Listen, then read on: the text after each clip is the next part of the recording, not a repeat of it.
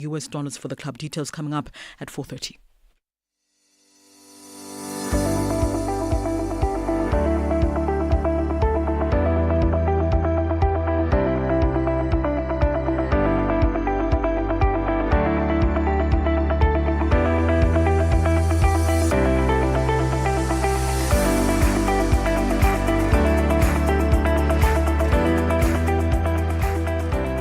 It is a very good afternoon to you, Ghana. Good afternoon, Zimbabwe, Eritrea, Somalia. Good afternoon to you, Kenya, Senegal. Good afternoon, Eswatini. Good afternoon, Africa. Welcome to Africa in Business on Channel Africa. I'm Thami Ngubeni. This is where you get the African perspective.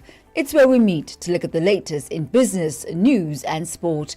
We are broadcasting live from our Auckland Park studios in Johannesburg, South Africa.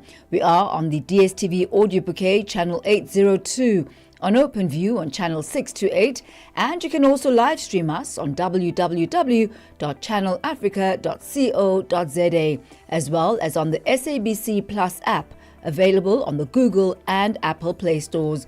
Here's an open invitation for you to interact with us on our various social media platforms. On YouTube, Instagram and X, you'll find us at Channel Africa 1.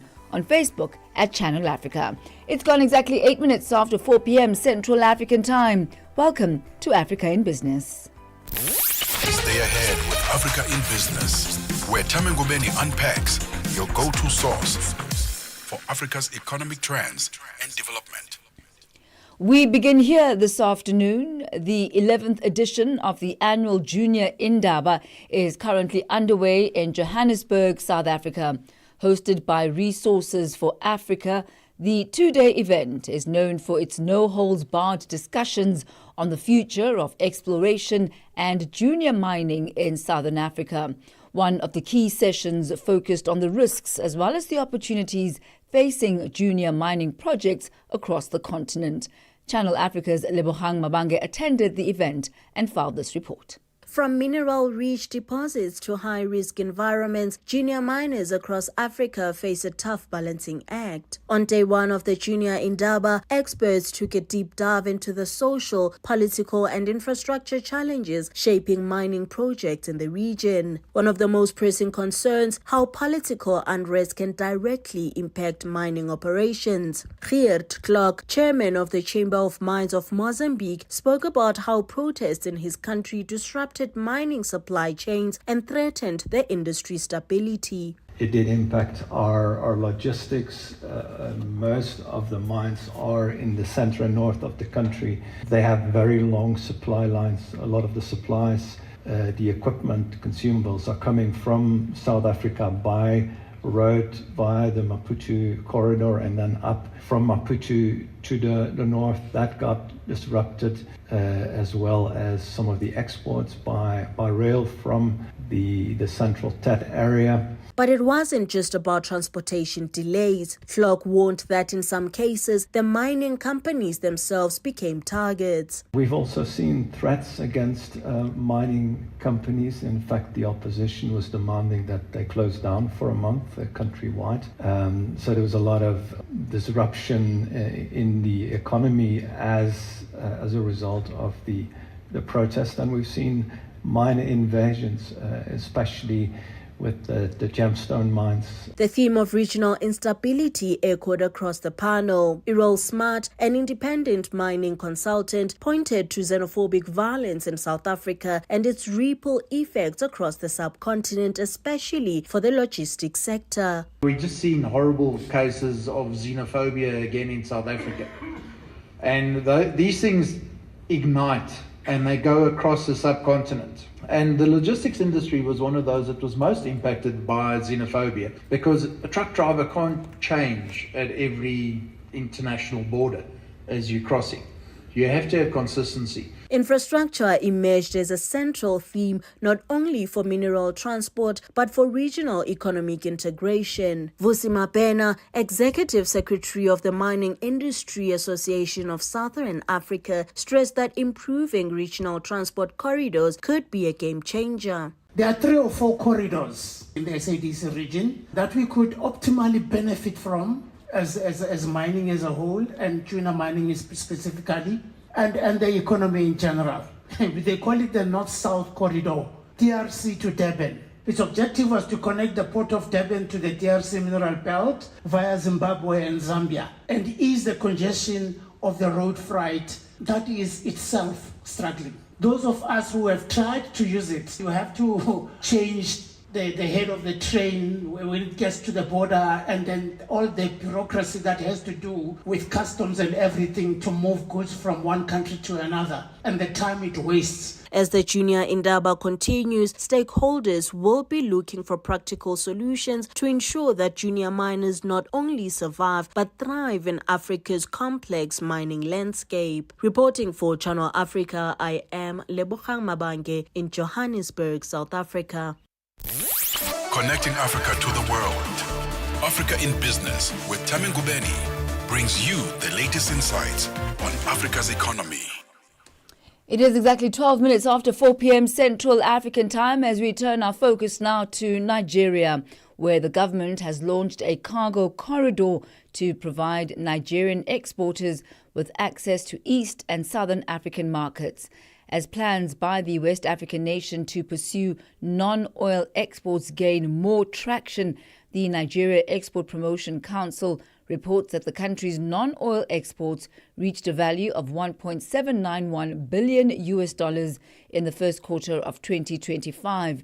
Now, the Nigerian government says that the Cargo Corridor initiative was proof of its commitment to supporting Nigerian businesses in scaling their exports across Africa. For more on this, we're joined on the line by Collins Nweke, a senior consultant at the Nigeria-Belgium-Luxembourg Business Forum. A very good afternoon to you, Collins. Good to have you with us on Africa in Business. Always a pleasure, Thami. Thank you for having me.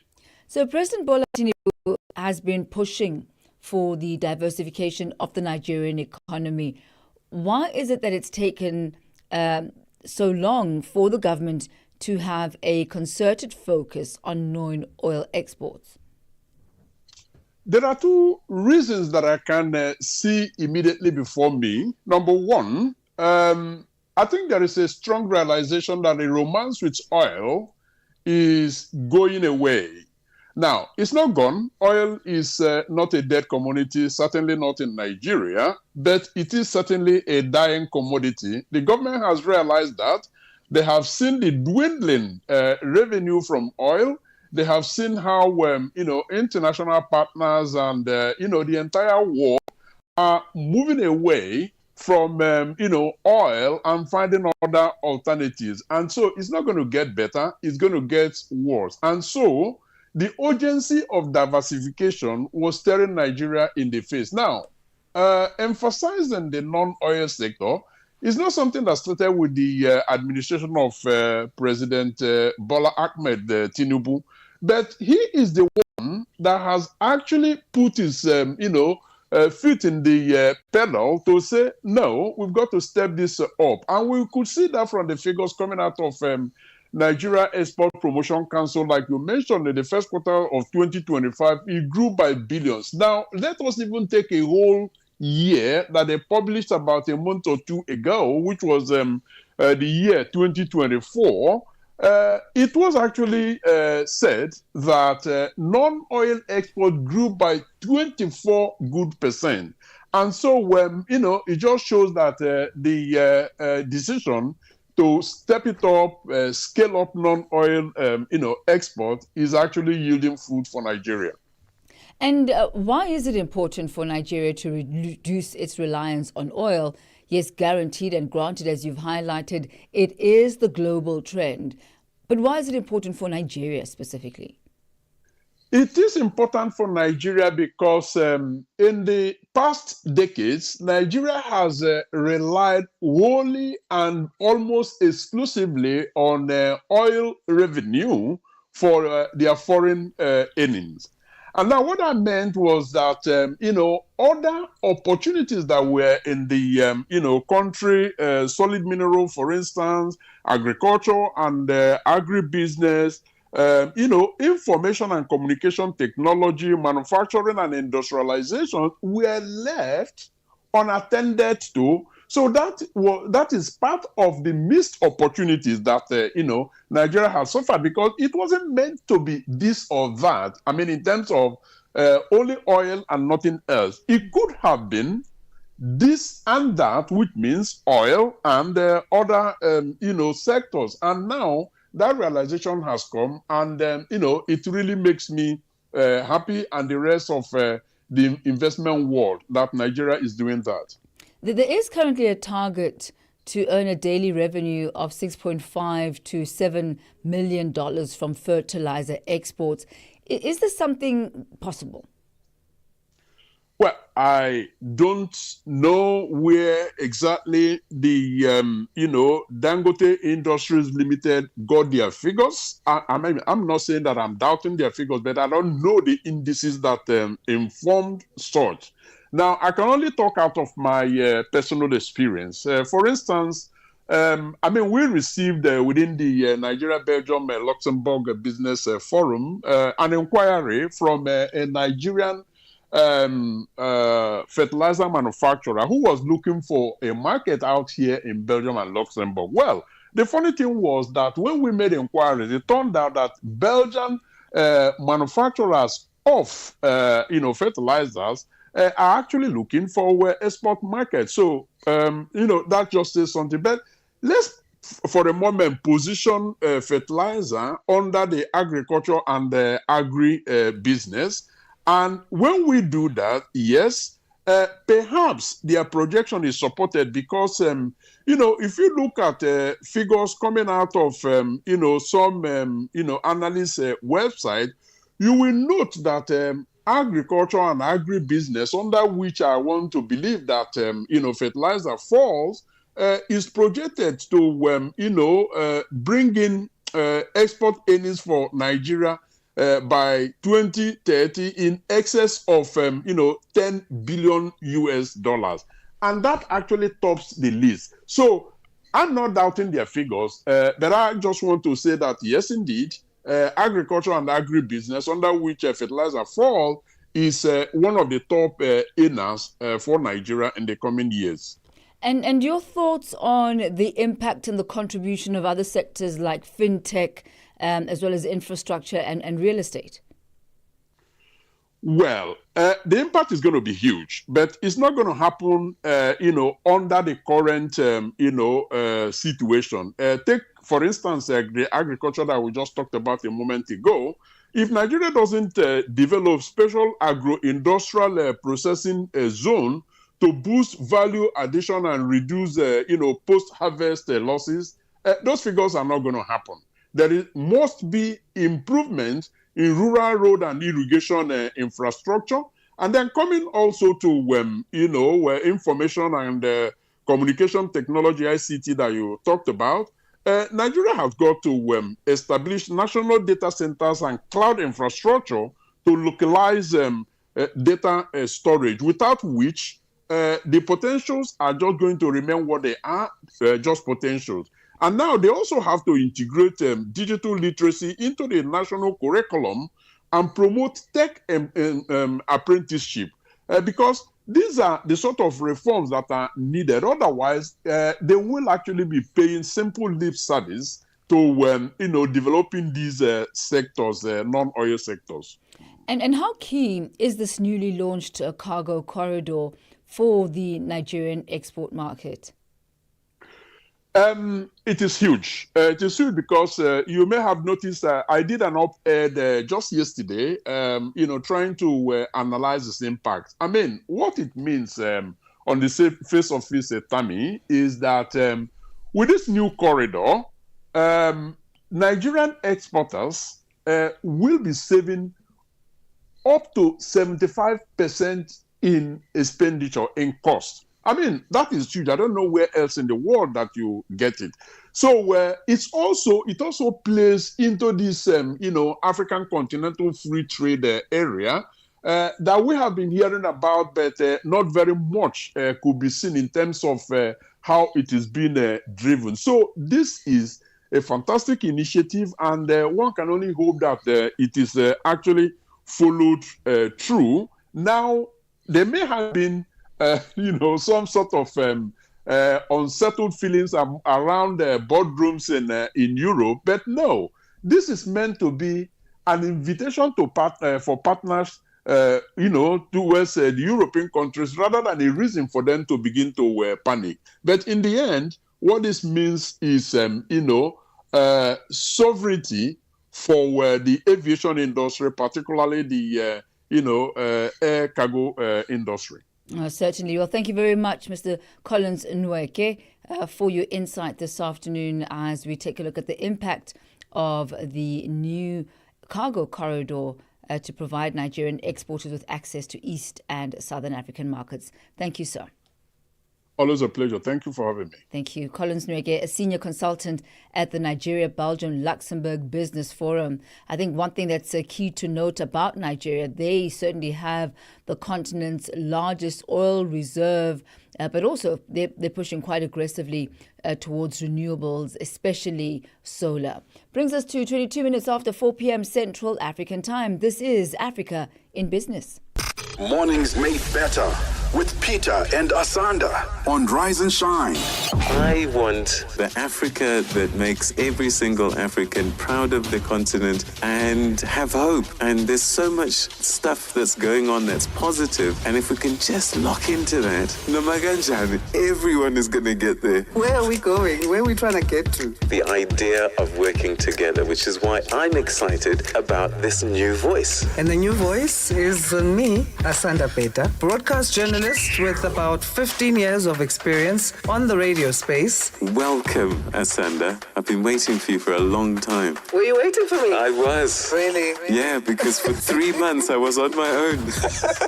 So be sure to tune in right here on Channel Africa Mondays to Fridays from 6 till 9 a.m. Central African time. If you want to know about your continent, this is the best place to start your day. Rise and Shine on Channel Africa. Africa in Business on Channel Africa. Certainly a great place to start your day. Rise and shine. This is Africa in Business on Channel Africa. It's just gone exactly 24 minutes after 4 p.m. as we turn our focus now to some of the major developments that are happening in the world of business and development and technology around the world, and how they have necessitated changes in legislation, so much so that some central banks across the globe are in the process of formulating a legislative framework to regulate the cryptocurrency markets. This amid growing concerns that the digital assets might be used in illicit cash flows. In South Africa, more specifically, a high court has recently ruled that the country's exchange control regulations are outdated and need to be reformed to accommodate the trade of cryptocurrencies and all forms of digital assets. A ruling that Luno, a South African-founded digital asset platform, agrees with. Marius Reitz, Luna's general manager for Africa and Europe, says updated legislation will allow the digital asset industry to contribute more significantly to the economic growth of the markets that they operate in. He joins us now. A very good afternoon to you. Good to have you with us, Marius. Welcome. Hi, Thami. Thanks for the opportunity. We're talking about this High Court ruling made in South Africa, but dare I say, I'm sure South Africa is not the only country on the African continent that has recognized the need to reform legislation in order to better manage and better regulate cryptocurrencies and all forms of digital assets. No, absolutely. And I think firstly, maybe crypto assets like Bitcoin has grown into a global asset class. It's no longer sitting on the fringes of the global financial system. Bitcoin itself has grown to a market capitalization of over $2 trillion, which is quite substantial. And now in the US, for example, investors can invest in Bitcoin, Ethereum denominated funds that trade on the US stock exchanges. So it's grown into a global asset. Locally in South Africa, the FSCA classified crypto assets as financial products, which in itself is also substantial. And I have to say that the SA regulators have been the most pragmatic of all across Africa. We have two important Parts of that, firstly, is from an FIC perspective. So there's clear regulations around anti-money laundering. And then secondly, also from a conduct perspective. So the industry is regulated and licensed, and Luna as an exchange is also licensed as an FSP. So they've done amazing work. But the challenge now is we need to recognize that South Africa is unique in that the context of exchange control regulations that limits the amount of capital that South Africans can externalize or send offshore. Crypto is a new asset class that is a global asset. It really knows no borders from an exchange control perspective, and it needs to be accommodated within South Africa's exchange control framework. But that application currently is grey, and I think that is what the High Court ruling also highlighted to the SA government, is that they need to provide clarity to the market around that specifically. And Marius, how do cryptocurrencies actually differ from the traditional financial assets in terms of regulation? Look, it's actually very similar, Thami. You can invest in Bitcoin as an asset. It's viewed as an alternative asset. Many people invest in Bitcoin because they view it as an inflation hedge, similar to gold. And for that reason, the FCA, the Financial Sector Conduct Authority, designated crypto assets as financial products alongside shares and other types of financial assets. So it's regulated in the same way. I think what makes it unique is its versatility. You can invest in Bitcoin as an asset class, but you can also use Bitcoin as a medium of exchange, meaning that you can send your Bitcoin from your Luna account to another person who could reside in a foreign country. And that is the dilemma. So how do we account for that movement of Bitcoin from a South African licensed exchange like Luna to an exchange or to an individual that is based outside of South Africa? Up until this point, the SA Reserve Bank said that externalizing Bitcoin, so moving it from an SA platform overseas, is a criminal offense, and that's externalization of capital. But this court ruling has said that, hold on, you first properly define crypto and bring crypto into the regulatory framework of the Exchange Control Act before you can deem that externalization as illicit. And that is the ruling here. And it casts the spotlight squarely on the fact that the market needs clarity. I think it's as simple as that. I think you've highlighted some of the key risks there associated, with cryptocurrency. But maybe let's look at the risks associated with unregulated cryptocurrency use, and how can regulators then address this risk of money laundering as well as terrorism financing via crypto? As you mentioned there, it's still very murky waters, and the regulations still need to be set before any sort of parameters of criminalization can be set. Yeah. So I think good question, and I think we just need to acknowledge that all financial systems carry some degree of risk, right? So you won't be able to eliminate all risks associated with any specific industry as it pertains to illicit flows of money laundering. And in our view, that has been largely addressed by the Financial Intelligence Centres Act, which was updated, and all cryptocurrency exchanges and our account institutions, we have to conduct the FICA checks on our customers. We have to report suspicious activity that may occur on our platforms. And so to a large extent, the anti-money laundering and illicit flow concerns have been addressed there. There is, however, the illicit offshore flow, so cryptocurrency moving from South Africa offshore.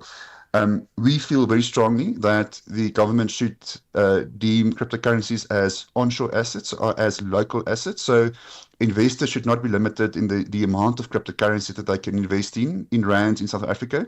But when they intend to move the cryptocurrency from a local exchange like Luno cross border, then that transaction will have to be reported to the Reserve Bank, the same way in which your transactions, when you send money from your bank to an overseas bank, the exact same reporting system and the exact same reporting that takes place should also be applied to the cryptocurrency market.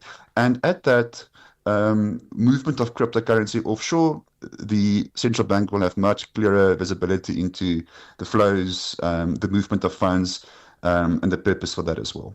Marius Reitz, thank you so much for your insight this afternoon. Very much appreciated, sir. Thank you, Thami. Thank you. That's Marius Reitz. He's Luno's General Manager for Africa and Europe. I mean, some might look at this, innovation and the legislative framework that's been put in place, and say maybe this in some way or other could end up stifling innovation maybe, and maybe stifling competitiveness in the crypto space. Those are the pros and cons, but that's a conversation then for another day. But certainly developments and progress underway in order to regulate the cryptocurrency market. It's gone exactly 4:30 Central African time. Let's head over now to the economics desk where Buntle Hetbush is standing by with your latest market indicators.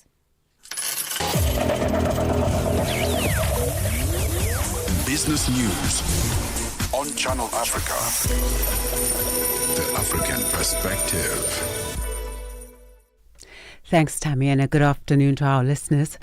In our final look at the indicators this afternoon, $1 is trading at 17 Rand 84 in South Africa. In Botswana, it's trading at 13 Pula 25.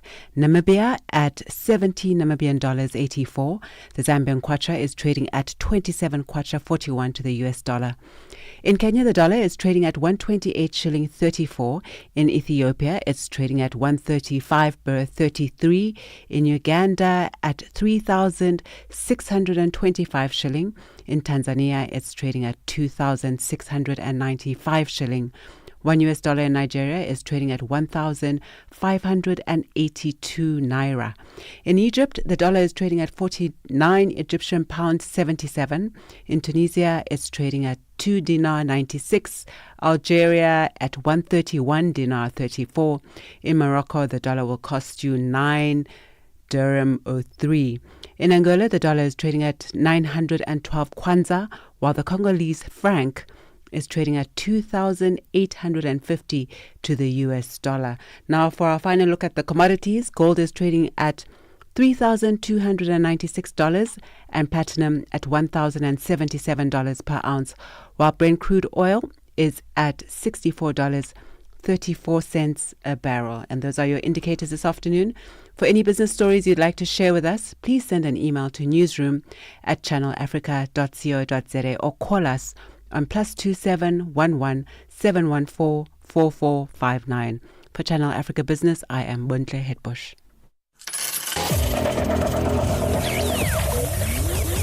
Business News on Channel Africa.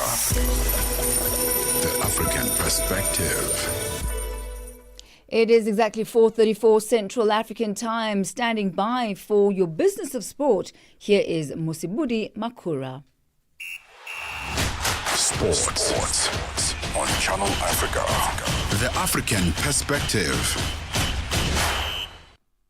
Thank you so much, Thami. We'll start here. So the Basketball Africa League has significantly improved basketball's financial landscape on the African continent, this by attracting investment as well as promoting professional development. So it's in its fifth season now. It's Africa's premier basketball league and has created professional platform for African players to showcase their talents and also compete at a higher level, attracting more media coverage as well as sponsorship opportunities. Now, joining us live from Uganda is Asha Mugisha. She's an multiple award-winning journalist, sports journalist on the African continent, also works as a commentator at the Basketball Africa League, and she's on the line to sort of, explain to us the financial impact that BAL has had on the African continent. Asha, a very good afternoon to you, and thank you so much for your time. I can't believe it. It's 5 seasons in of the Basketball Africa League. Talk to us about how this league's visibility, Asha, and appeal has attracted more sponsorship as well as partnerships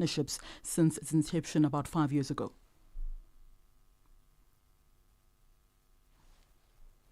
Asha? Always great to talk to you. When you look at the growth of the BAL, it really has come from very far. Season 1 was during a bubble in Kigali, Rwanda, and now we're playing in front of thousands of fans across 4 markets. We had 75,000 fans that attended in Rabat, Morocco, which was hosting a conference for the first time, and then in Dakar, Senegal, where the BAL headquarters are. So really going to Kigali, to the Nile conference, also for the Rwandan capital to host a conference for the very first time.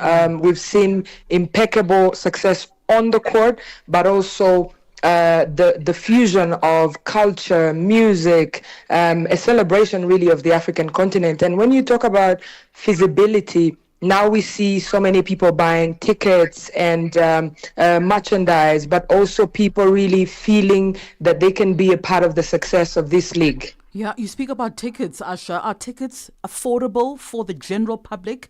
Because I know tickets are sold in US dollars. I was watching, I'd gone on the website earlier on because I wanted to purchase tickets for the playoffs in South Africa a little bit later on in June of this year. Are tickets affordable, though, for the general public? Well, that's a very good question.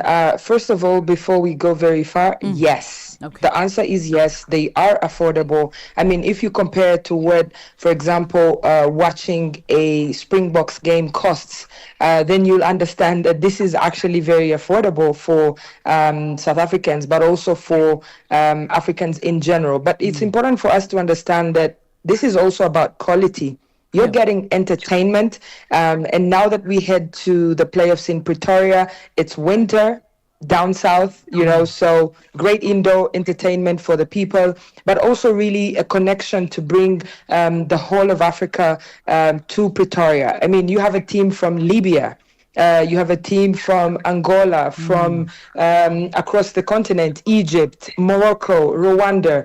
This is just a representation of what Africa means. And for me, I think that, people should look at it as this is our thing. You're talking about a league that is broadcast in 214 nations and territories across the world. The games are available on YouTube and also on the NBA app. So people can watch the games from the USA, in Europe, in South America, in Australia, and everywhere else.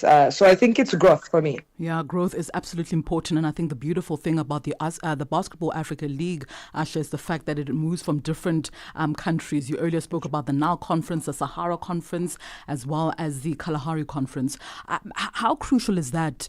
How crucial is it to the tourism in different countries to have actually people come from parts of the continent to actually watch a game in a Rwanda country like that, or in Morocco, because those countries, the tourism will then boost because people are coming in and are purchasing tickets, are living in different hotels. That's quite important, right, to the tourism of any country hosting a basketball match of this magnitude.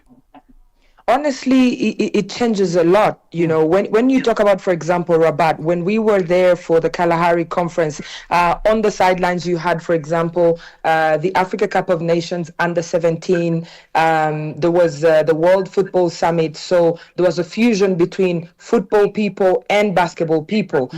So from across the world, not just from Africa. So people were coming in from the US, people were coming in from Europe, from South America. You also have players that come from across the world. For example, Mendoza, who plays for Petro de Luanda, he is from the Dominican Republic. Can you imagine that far? We've had a player in the past, Corey Webster, from New Zealand. So this is a league that is bringing together all the people, but also the players and the staff, for example. They're staying in 5-star hotels before we even talk about the fans. And you're talking big brands like, the Marriott or the Radisson. If you go down to, for example, the actual tourism, let's say, people that came in for the BAL were able to go and see all the landmarks in Rabat. They were able to go to Casablanca. In fact, most of them were landing in Casablanca, go and see the Mohammed V mosque, or even the stadiums that Morocco is building to host the World Cup in 2030. That is the FIFA World Cup, to be more exact. And then we go down to Dakar, Senegal. People were able to immerse themselves in Gorée Island or the fashion of Senegal, their football culture. In Kigali, some people, because there's packages, of course, because Visit Rwanda is the main sponsor for the Basketball Africa League. So people are able to go and see the gorillas, do a cuisine tour in Kigali, but also just, meet the locals, fashion events. You have music events like Strictly Soul that was last Friday, but also artists that come and perform at the Basketball Africa League. So that fusion is what I continue to say. And also in South Africa, people are already asking me, what can we do in Pretoria? What can we do in Joburg? Just a few hours ago, I was lining up some things to a friend. I was saying, no, we're in Pretoria. First of all, we're next to the biggest mall in Africa. So go to Menlyn, go shopping, go to the Union buildings, go to Soweto, Villa Kazi Street, see where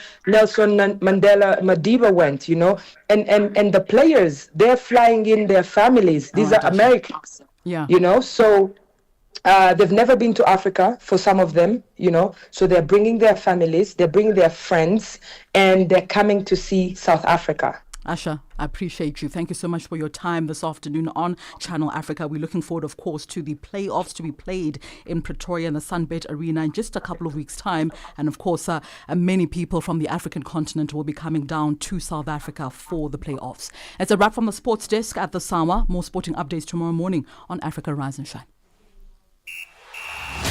Sports on Channel Africa.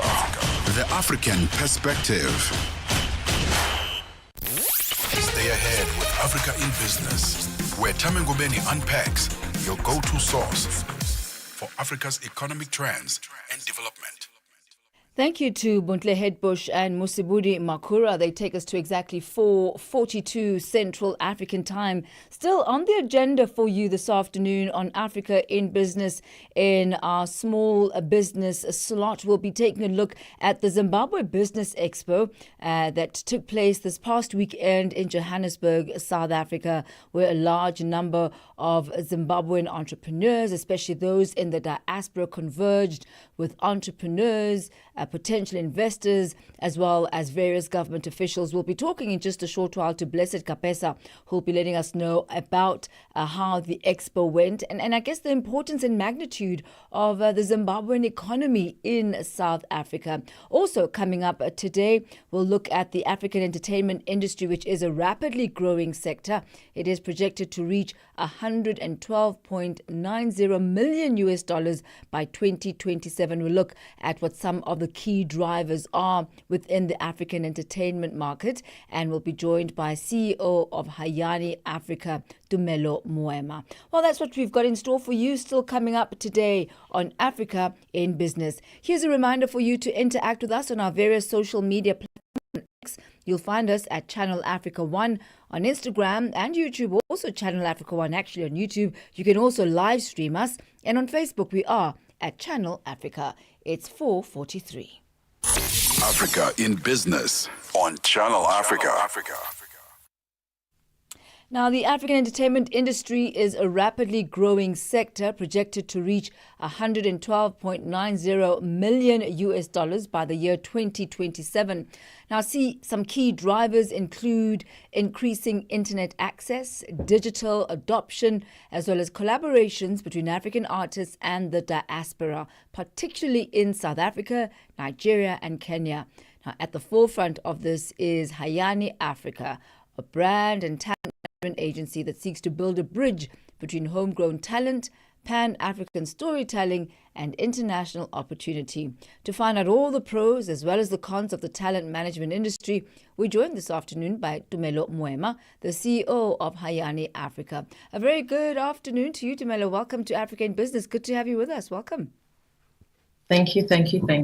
And it's an absolute honor joining this afternoon, Thami. So tell us more about your company, Hayani Africa. What is it that prompted you to start it? And what would you say is the vision that you had in your mind initially?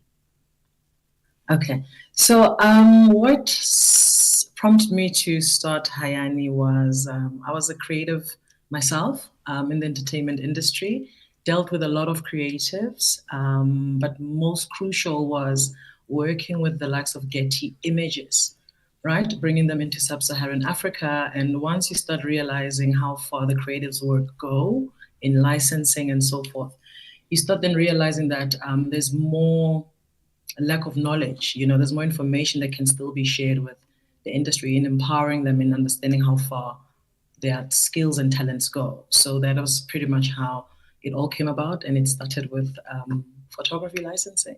And how do you attract talent from different parts of the continent, and how Pan-African are you? Yes. So through, I mean, look, I think what helps is word of mouth. It's word of mouth. It's in, friends in the industry knowing that you have experience in your media buying, media training, contract negotiations, your licensing, and then whatever through various projects.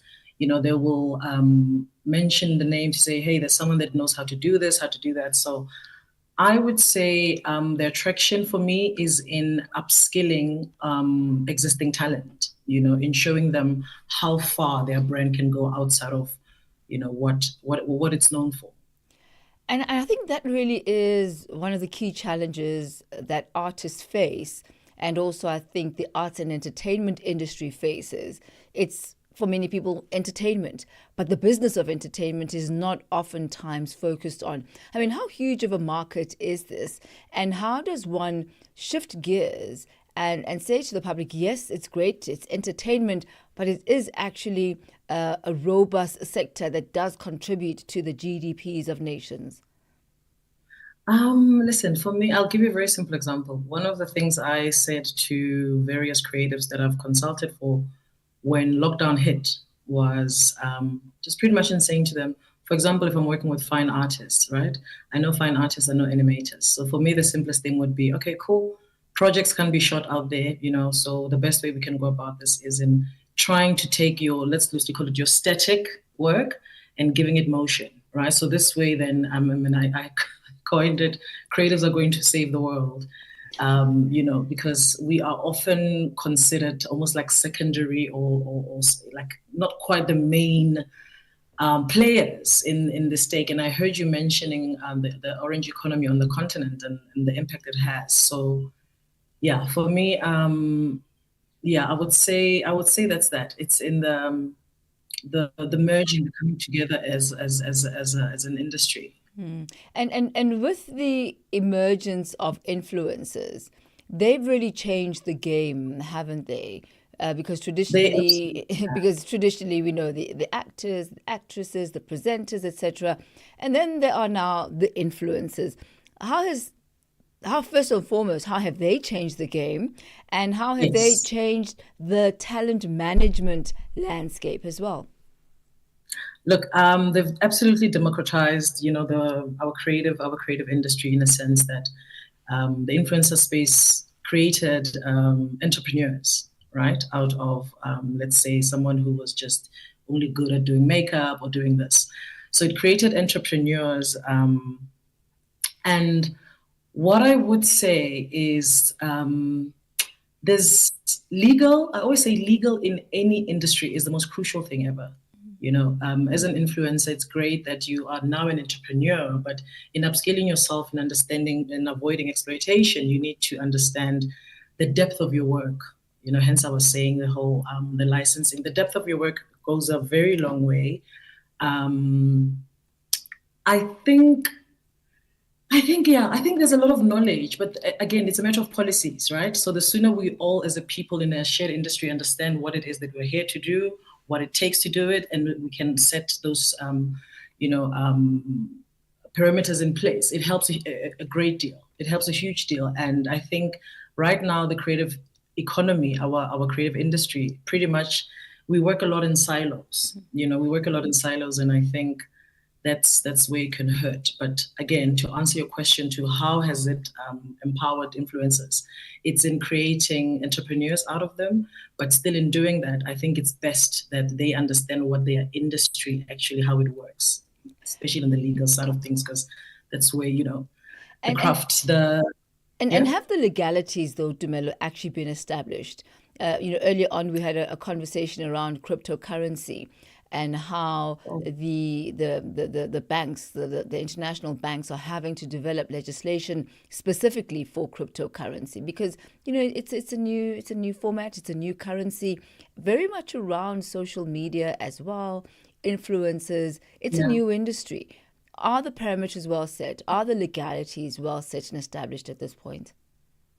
Look, I think if we look at the industry as a whole, being, let's call it the celebrity industry, the fame or the, the glitz and glam side of things, let's call it the America and us, we're obviously not on par, right? Because obviously Hollywood has been ahead of us. And if anything, everything else that we do now, we're pretty much sampling from the back of what the runway they've created for us.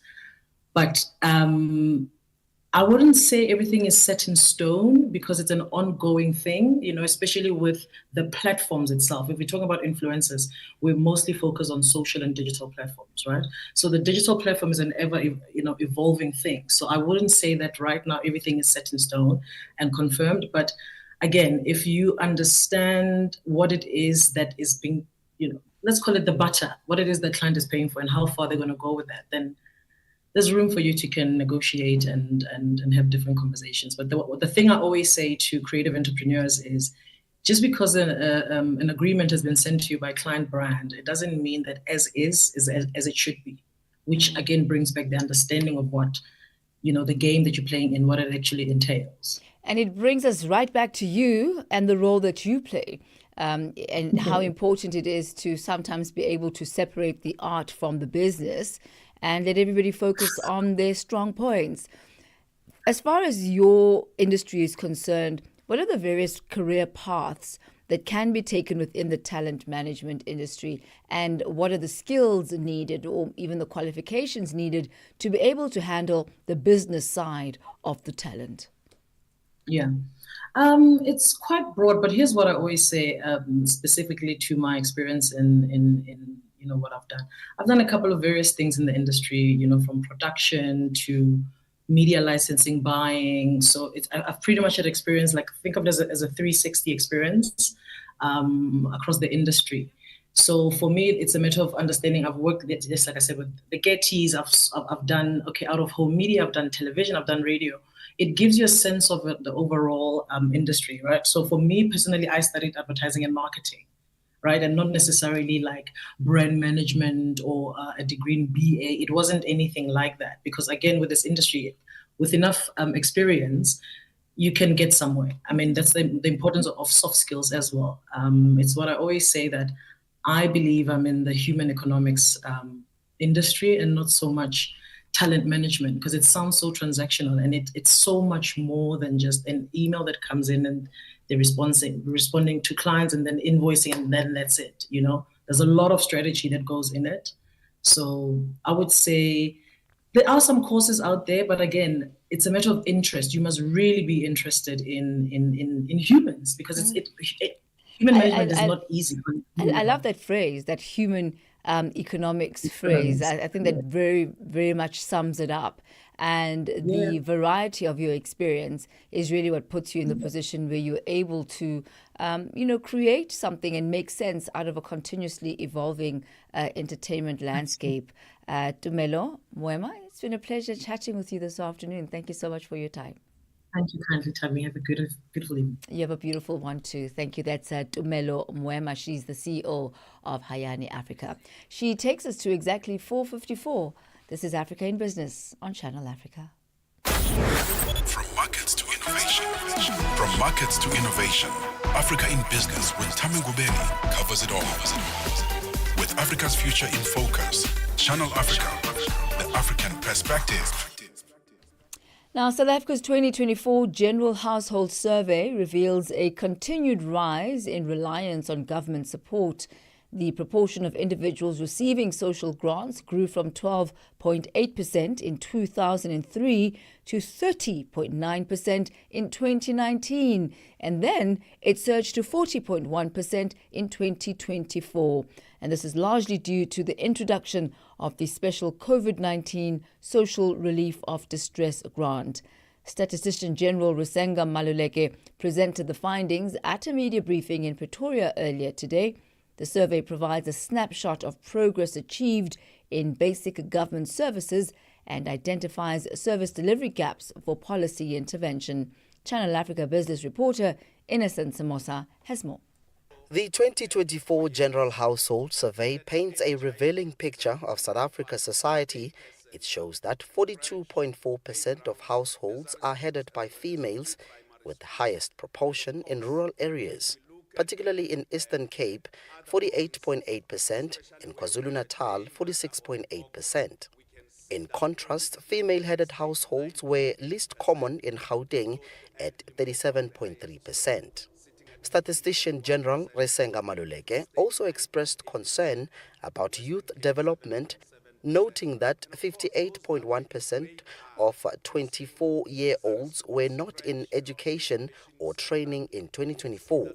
We can see proportions of those that are sitting in TVET colleges and universities in the two colors, black and dark blue. And of course, as we go to the right-hand side, we can see that we have an increase in those that were not in any education or training facility. Top reasons for males not attending school was poor academic performance. As we can see at the top, if you look at the two colors, the blue color says 28%, that is poor performance, and indeed the lighter color shows or indicates females that were much lower, sitting at 23.5% in relation to poor performance. Access to basic services remains a mixed picture. On a positive note, 3/4 of households, 76.8%, have access to improved water sources, either inside their homes or in the yard.